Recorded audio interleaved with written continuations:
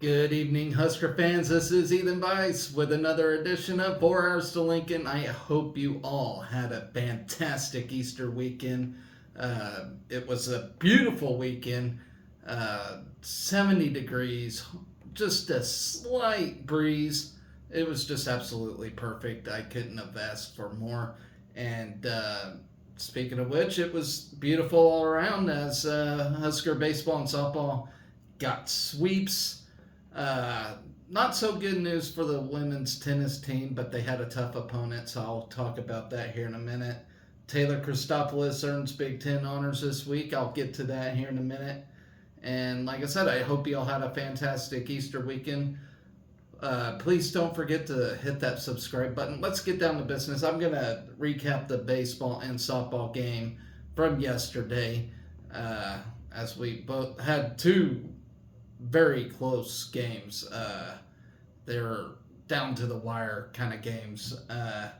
And then I'll talk about Taylor Christopoulos, and I'll preview those two games tomorrow, baseball and softball, as baseball will take on Creighton and softball takes on KU. Ugh. Hopefully, we get a win in that game. All right, let's recap softball first. Let's start with the ladies. All right.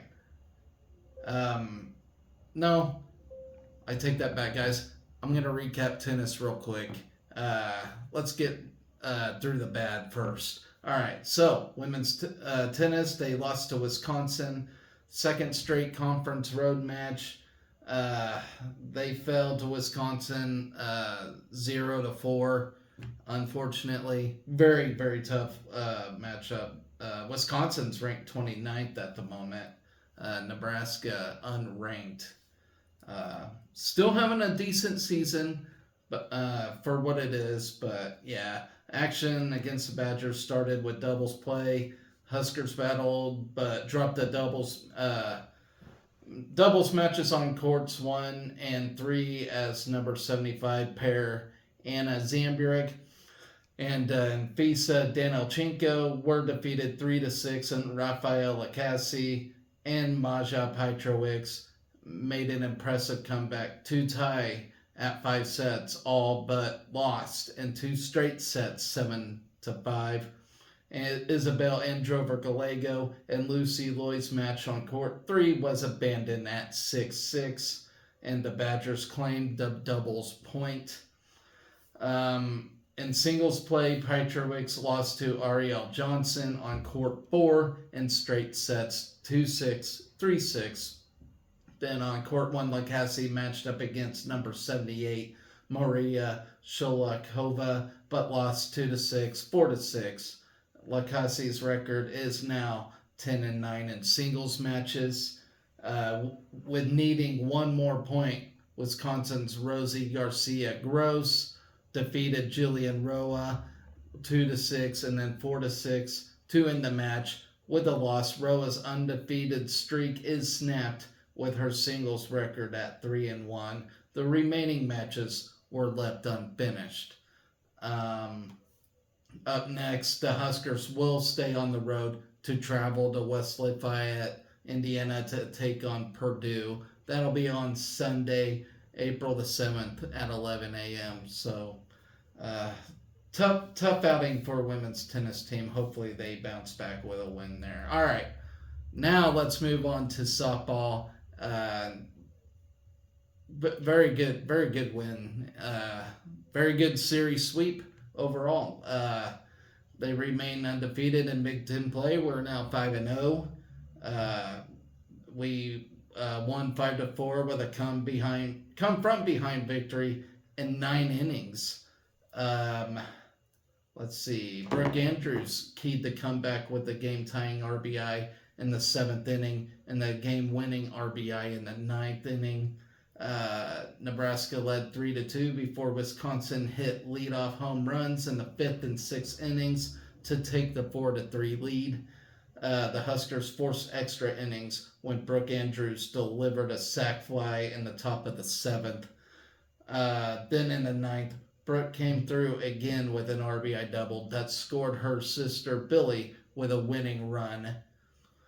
Brooke finished 2 for 4 with 2 of Nebraska's 4 RBIs, while Billy scored 3 of the Huskers' 5 runs. Ava Bradwell and Caitlin Neal also produced multiple hits for the Big Red. The win was Nebraska's 10th victory in the past 11 games. The Huskers moved to 21-13 on the season and stayed perfect in Big Ten play with a 5-0 record. Kaylin Kinney she started and re-entered the game to earn the win in relief. Kinney pitched a total of 6 innings on Sunday, allowing 2 runs while tying her season high with 5 strikeouts. Kinney gave up both runs in her first 4 innings. She then re-entered the game in the bottom of the 8th and did not allow a run over her final 2 innings. Then Emerson Cope gave up 2 runs on 1 hit in 2 innings of relief. Sarah Harness faced 3 batters in the 5th inning and was charged with 1 run in 1/3 of an inning. Tessa Magnanimo took the loss for Wisconsin, but fell to 12-20 on the season and 1-5 in the Big Ten play. So, I mean, based on the record, it seems like Wisconsin's not a very good team. We should have got the sweep, and that's a good thing, you know. I mean, gotta sweep the opponents that aren't, you know, powerful opponents. So, hey, I'll take it anytime. All right, Nebraska grabbed a 2-0 lead in the top of the first inning. Billy Andrews led off with a walk. Brooke Andrews singled, and Bradwell put down a successful sack bunt to put Nebraska on second and third with 1 out. Samantha Bland then hit a chopper back to the circle, and pitcher Gabby Sallow threw widely to home plate, allowing both Andrews sisters to score and give Nebraska a 2-0 lead. Then Wisconsin scored twice in the bottom of the 2nd inning to tie the game. A 1-out triple and an RBI single cut the lead to 2-1. After recording the 2nd out, a single and an error loaded the bases and extended the inning. A bases loaded walk then brought home the tying run. Nebraska came back to regain the lead in the top of the 3rd inning. Bradwell led off with a double and scored on a 1-out single from Sydney Gray to give the Huskers a 3-2 lead. Wisconsin tied the game in the bottom of the 5th when Ava Kuzak hit a leadoff home run. Another leadoff home run in the bottom of the 6th from Peyton Bannon gave Wisconsin a 4-3 lead. Billy Andrews then led off the top of the 7th with a triple down the right field line. She scored 1 batter later on a sac fly from her older sister Brooke. After Wisconsin stranded a runner in the bottom of the 7th, Neal reached on a 2-out double in the top of the 8th inning. Pinch hitter Malia Toms then lined a ball to deep center, but Bannon made a leaping grab to end the inning. In the bottom of the 8th, a leadoff walk and a 1-out double put Badgers on 2nd and 3rd, but Kinney escaped with a jam and a strikeout and a ground out. In the top of the 9th, Billy Andrews reached on a 1-out single before Brooke hit an RBI double off the very top of the wall and center that scored Billy with a go-ahead run. In the bottom of the 9th, Kinney quickly retired the first 2 batters before a pair of 2-out singles put the tying and go-ahead runs on base. But Kinney came back with a 3-pitch strikeout to wrap up the victory. Nebraska returns home to host 5 games at Bullen Stadium this week, beginning with tomorrow's matchup against KU in the Huskers' final non-conference game of the regular season. Just some post-game notes before I get to that preview, guys. Nebraska won its 3rd straight extra inning game to improve to 3-2 in extra inning games this season. The Huskers won when trailing after 6 innings, the 4th time this season. Entering the year, Nebraska had just 3 wins when trailing after 6 innings in the previous 5 seasons combined. Ava Bradwell had 2 doubles in the game. her second game this season and third for her career with multiple doubles. Billy Andrews had a triple in the seventh inning that marked the 93rd extra base hit of her career, tying her with Jennifer Lizama for the fourth most extra base hits in Husker history. That's really cool. The triple also gave Billy Andrews 423 total bases in her career, tied for the third largest total in Husker history. Sydney Gray had a hit and an RBI Sunday as she finished the three-game series 8 for 12 with one double, two homers, and seven RBIs. Kaylin Kinney gave up a run. Gave up a run with one out in the second inning, marking the first run she had allowed in 8 innings in the series. In the series, Kinney went 2-0 with one save and a .54 ERA in 13 innings. So great job by the softball team getting that win. So now let's talk about that game against KU. Before I do that, I gotta plug my stuff back in. Sorry, guys. Things like to detach around here for some reason. Okay, playing KU Nebraska softball teams. Team plays the final non-con, as I have just said. First pitch is at 5 p.m. tomorrow. We bring that 5-game winning streak into tomorrow's game, matching its longest winning streak of the season. Overall, we have won 10 of our last 11 games. The offense have powered the recent hot stretch as Nebraska is averaging 8.5 runs per game over our last 11. So we've been swinging the bats a lot better lately. The Huskers have also won 7 of their last 8 home games. Nebraska is hosting KU for the first time since 2017, as each of the last 7 meetings between the programs have been played in Lawrence. That's just awful. Okay, KU enters Tuesday's game with a 22-11-1 record after Jayhawks were swept in a 3-game sweep against OU. Of course, you all know OU is a really good softball team. KU was ranked 24th in the USA softball poll last week, and the Jayhawks are number 30 in the NCAA RPI ranking, so they're right on the cusp. They're not a bad team. They lost to a really good team, got swept by a really good team. I mean, OU's basically untouchable, even without Jordy Ball, you know. So leading off here, we enter Tuesday's game with 1,599 wins in program history. So we're looking to turn that to 1,600. That'll be really cool if we can get that done. We entered the week ranked in the top 10 nationally in doubles and defensive double plays. Nebraska used the same batting order in the final 2 games at Wisconsin, marking the first time this season Nebraska has duplicated a batting order. Nebraska has won 4 games when trailing after 6 innings. It's most such wins in a season this century. Nebraska leads the Big Ten with 106 extra base hits and is the only team in the conference with 100 extra base hits. 3 Huskers rank in the top 7 in the Big Ten in extra base hits. You got Billy Andrews, who's in first with 23, Ava Bradwell in fourth with 19, and Sydney Gray in seventh with 17. Billy Andrews and Sydney Gray are the only players to win multiple Big Ten Player of the Week awards this season. Brooke Andrews has 99 career starts in center field and 98 career RBIs. Billy Andrews entered the week as one of only 15 players nationally averaging 1 hit, 1 run, and 1 RBI per game.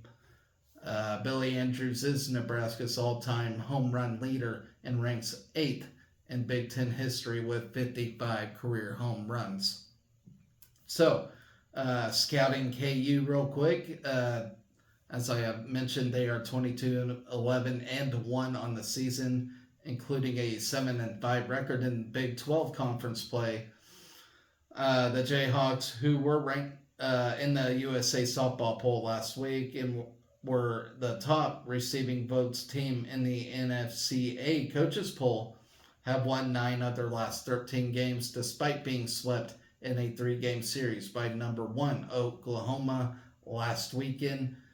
Nebraska and Kansas share 5 common opponents this season in Creighton, Illinois, Missouri, Oregon, and Wichita State. The Huskers went 4-4 against that group, while the Jayhawks were 4-2. Don't let that worry you yet, though. All right. KU is batting .267 as a team, while averaging 4.5 runs per game. In the circle, the Jayhawks boast a 2.84 ERA and a .964 fielding percentage, while limiting opponents to 3.3 runs per game.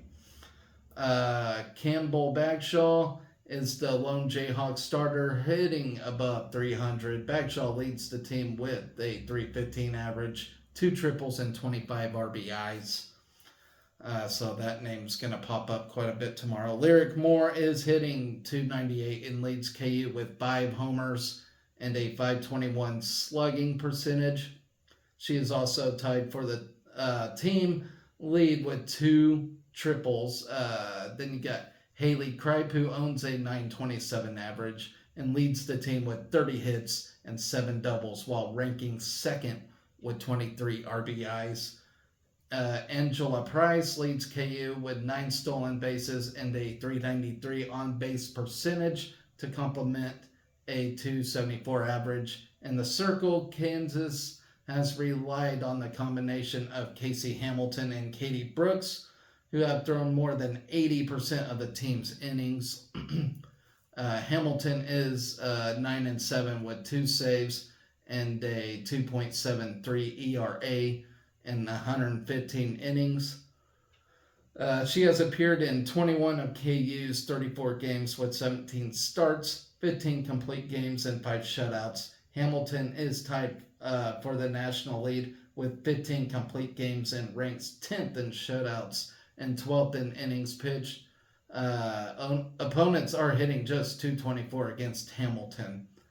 So it'll be kind of a fun matchup between her and both the Andrews sisters, honestly. Okay, Brooks is 10-3 with a 2.33 ERA in 75 innings. She has appeared in 16 games with 14 starts. Brooks has allowed only 1 home run this season.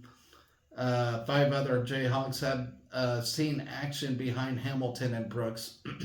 Olivia Bruno is 1-1 with a 3.00 ERA in 16.1 innings, while Addison Purvis is 1-0 with a 2 ERA in 7 innings, and Lizzie Ludwig is 0-0 with a 7 ERA in 7 innings. Savannah Desrochers, who is 1-0 with a 7 ERA and 5.0 IP, and Anna Souls round out the Kansas's staff.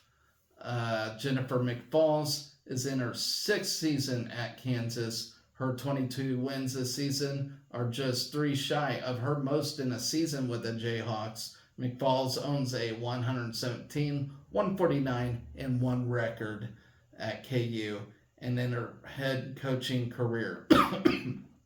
So this looks like it could be her best season yet, coaching the team. So before I move on to baseball, folks, I want to talk about Taylor Christopoulos real quick and his Big Ten accolade. I think it's amazing what he has accomplished here so far in his career. So Nebraska men's gymnast and team captain Taylor Christopoulos was named Big Ten Gymnast of the Week, announced by the Big Ten Conference today at noon, following his performance against Ohio State on Tuesday, March 26th. Christopoulos helped the Huskers win a share of the Big Ten Conference Champions title in addition to setting a top 3 final team score of 418.200. Where did I say that? Okay, in Nebraska program history. The senior placed sixth on floor, seventh on pommel horse, and fifth on vault, sixth on parallel bars, and concluded his performance for the afternoon by landing in third on high bar with a personal best record of 14.05. Um, then the Layton, Utah native also helped the Huskers to set 2 season high team scores on both pommel horse and floor, with a team score of 71.700 on pommel horse, surpassing Nebraska's program record by 2/10, previously set at last meet against Illinois. Ohio State's Zach Snyder Zach Snyder won Big Ten Freshman of the Week, and Ohio State's Parker Daxton earned Big Ten Event Specialist of the Week. And as you all know, the Huskers will return to competition to compete for a chance at the conference championship title for the NCAA Big Ten Championships on Friday and Saturday, April 5th through the 6th. So good luck to the men as they go journey on and try to win that title. All right, so let's move on to baseball now. Final thing of the day. We're going to recap Northwestern real quick. Very, very fantastic sweep, nonetheless. All right, and I keep getting pop-ups here. Okay, Nebraska scored a run in the top of the ninth and added another in the 10th to sweep Northwestern with an 8-7 win in 10 innings on Sunday afternoon at Rocky and Berenice Miller Park. So not only softball went extra innings, but so did baseball. So a long day, long Easter Sunday for both teams. Okay, with a win, the Huskers picked up their first road conference series sweep since 2022 and swept their first opening conference series since 2019. We scored 8 runs on 8 hits, while Northwestern tallied 7 runs, 8 hits, and 2 errors. Tyler Stone led the Huskers at the plate, going 3 for 4 with a double and an RBI. Cole Evans had a 2 for 4 afternoon with a double and 2 RBIs. Garrett Anglem had a double and 2 RBIs, while Case Sanderson and Josh Caron recorded 1 hit each. Mason McConaughey pitched 5.2 innings in his first weekend start of the year, allowing 4 runs on 5 hits with 6 strikeouts. Then you have Jalen Wordley, who tallied 3 strikeouts and 1.2 innings of relief, while Kyle Froelich surrendered 2 runs on 2 hits and recorded an out. Kyle Perry improved to 1-0 on the season after dealing 2 shutout innings with 3 punchouts.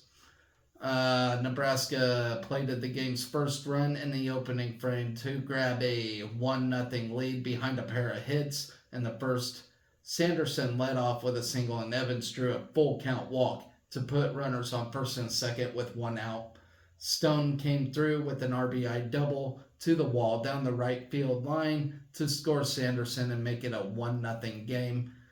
Caron was plunked on the first pitch to load the bases with 1 out, but consecutive lineouts to second prevented the Huskers from tacking on any more runs. A pair of extra base hits in the bottom of the first had the Wildcats out front 2-1 after the first. A 1-out double to the wall and center set up Jackson Freeman's 2-run homer over the wall in right field. The Husker offense manufactured 5 runs with just 1 hit to snag a 6-2 advantage in the fourth. Nebraska had the bases loaded with 1 out after walks to Josh Overbeek, Red Stokes, and Sanderson, an RBI fielder's choice from Riley Silva, coupled with a pair of Northwestern errors on the play, allowed Overbeek and Stokes to score and give the Big Red a 3-2 lead. Evans picked up his 6th RBI of the weekend with a ground out to the shortstop, scoring Sanderson and doubling the lead to 4-2. The Huskers kept the pressure on the Wildcats with consecutive walks to Stone and Karen to place runners on first and second with 2 outs. Nebraska doubled its lead for the second time in the inning after England laced a 2 RBI double into the left center alley to give the Big Red a 6-2 lead through 4 innings. A 1-out single in the bottom of the 6th ended McConaughey's streak of 15 consecutive Wildcats hitters. He retired, which began in the first inning. Northwestern cut the deficit in half in the next at-bat after Owen McAffeltrix. I couldn't pronounce that guy's name to save my life, but his 2-run homer to left made it a 6-4 game with 3 innings to go. Back-to-back 1-out singles followed by Freeman's 3-run homer to right gave Northwestern a 7-6 lead in the bottom of the 8th. The Husker offense responded with a run on 3 hits to send the game into the bottom of the 9th, locked at 7. Evans began with a double to right center, followed by Stone's single to center, put runners on first and third with 0 outs. Karen came through with an RBI single through the left side, scoring Evans to tie the game at 7. The Wildcats got the lead runner out at third on England's sac bunt attempt, while the next 2 Huskers were retired to keep the game locked at 7, heading into the bottom of the 9th. Perry sat down the Wildcats in order in the bottom of the 9th to send the game into extra innings. Clay Bradford led off the inning with a swinging strikeout on a play where he advanced to second on a pass ball. Sanderson was plunked in the next at-bat, while Silva's sac bunt advanced a pair to second and third with 1 out. Bradford scored the go-ahead run for the Big Red with Evans' sac fly to center field, leading 8-7. Perry retired the Wildcats in order for the second straight inning to give the Huskers an extra inning victory on Sunday afternoon to clinch the series sweep. Nebraska continues play tomorrow against Creighton, and that'll be at 6 p.m. and that'll be at Creighton. So good luck to the men there, and I'm going to preview that right now. So here we go. Through 147 all-time meetings, the Huskers hold an 86-59 and 2 advantage over the Blue Jays in the all-time series. Nebraska and Creighton met for the first time this season after the Blue Jays came away victorious in 2 of the 3 meetings in 2023. As y'all remember, that was a terrible, terrible series. Okay. Tuesday's matchup is the best combined win percentage between the 2 in-state foes with 8-16 since April 5th, 2005. So we have actually reached the polls today. They announced the polls. We appeared in D1 Baseball's top 25 for the first time since 2021. With a number 24 ranking. The Big Red last appeared at number 17 in the final poll of the 2021 campaign after pushing number 1 Arkansas to the brink in the decisive Game 7 of the Fayetteville Regional. Nebraska also earned recognition in the national rankings by Baseball America, USA/Coaches, and Perfect Game. So we were ranked number 22 or 23 or 25 in those polls. The Huskers' last appearance in the national rankings was in the preseason polls in 2022, where we found ourselves ranked in the Baseball America, Perfect Game, and NCBWA preseason rankings then. So yeah, we reached a 20-win mark before April, which is fantastic, folks. With the 20-5 start, the Huskers reached the 20-win mark in the first 25 games of the season for the 4th time since 2000. And if you remember that 2000 year, that was a great year for us. All right, the 20 victories in 2004, 06, and 2024 are tied for the second most, trailing the Big Reds 22-3 start in the 2005 campaign. Um, and yes, we are on a 10-game win streak. We come into tomorrow night's matchup riding the 10-game win streak, which is the 10th time the Huskers have strung together 10 plus consecutive wins since the year of 2000. The 10-game win streak is the second longest active winning streak nationally, trailing Louisiana's 11-game win streak. In the 10 games, the Huskers offense is hitting 300 at the plate and scoring 8.5 runs per game, while the Nebraska pitching staff has compiled a 2.87 ERA and limited opponents to 3.3 runs per game. And as we all know, the Huskers control the running game. We come into the week as of one of 3 teams nationally to limit opponents to 7 stolen bases or fewer this season. Nebraska has limited opponents to just 11 stolen base attempts on the season, joining Coastal Carolina as the only 2 teams in the country to hold opponents to 11 stolen base attempts or less on the year. Then you have Cole Evans, who leads the Huskers in the Big Ten sweep against Northwestern, going 6 for 10 with a double home run and 7 RBIs. The outfielder is one of 6 Huskers hitting 300 plus at the plate this season, adding 5 doubles, 2 home runs, and 20 RBIs for Nebraska. Evans has appeared in all 25 games for Nebraska so far, leading the conference and ranking 22nd in the country with 4 sac flies. He has just been absolutely wonderful this season. Then you got Riley Silva speed with stolen bases. He's incredible at that. He posted a 422 on base percentage for Nebraska this season and is the only Husker to score 25 plus runs through the team's first 25 games. He has started 24 of the 25 games this season and has posted a perfect 1.000 fielding percentage in center field for the Huskers.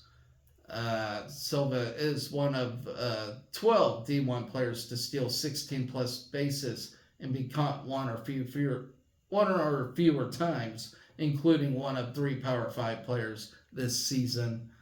Then Josh Caron, his RBI production through these 25 games has been very, very good. He has been the key contributor for our offense, hitting a 290 at the plate with 6 doubles, a triple, 6 home runs, 32 RBIs, and 21 runs scored, if that answers your question. The junior leads the Big Red with 6 home runs and 8 multi-hit performances this season.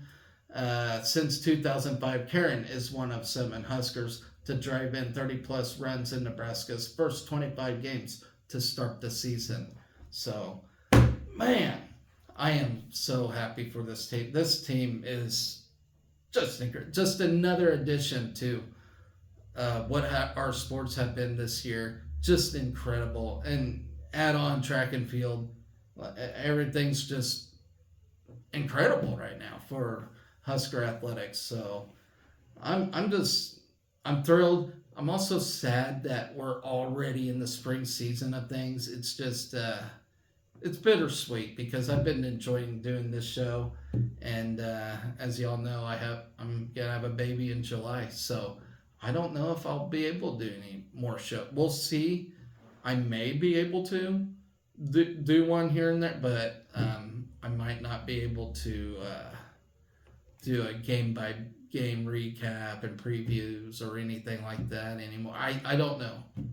We will see about that. I got adult responsibilities now, or like Tommy Pickles likes to say, responsibilities or whatever he said. But yeah, we are in spring season already. I remember when it was July of last year, and I was just really itching to get the show going. I didn't even know I was going to have a kid at the time, and I was just really excited to do this. And soccer started, and everything was just going smoothly.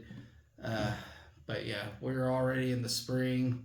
Uh, we do got Olympics to look at this year, but we'll see how that goes. Okay, so uh, this week's lineup. So I've already talked about baseball and softball for tomorrow. Then we don't have anything till Thursday when the women's gymnastics team actually they have a bid in the NCAA championship, so they take on Arizona, Arkansas, and Kentucky in that little regional there. Then on Friday, bowling will take on Maryville for the NCAA regional matchup. So keep track of them. Track and field will be at the Gym Click Shootout from Friday through Saturday. Then softball takes their team back home, taking on Penn State for a 3-game series. So that'll be Friday, Saturday, and Sunday. Men's tennis will take on Illinois on Friday as well. Baseball starts their 3-game series against Ohio State. And then men's gymnastics will take on the Big Ten championships on Friday and Saturday. And then moving on to Saturday, soccer will take on K-State. We beat them this year already, if you all remember. That was an ass beating. Let's see. And then Sunday, men's golf goes to the Calusa Cup, whatever that is. There's supposed to be another golf tournament that weekend, but we changed it to the Calusa Cup for some reason. Women's tennis will take on Purdue, at Purdue actually, and then men's tennis on Sunday will take on Northwestern. So that is your weekly lineup. So yeah, can't complain too much about that. All right, guys. So that's gonna be my show today. I'll be back on Wednesday to recap the baseball and softball games. Hopefully, talking about 2 wins on Wednesday. You can only hope. And then I'll line up some more previews for you. So until then, guys, hit that subscribe button. And always remember to be excellent to each other. Go Big Red.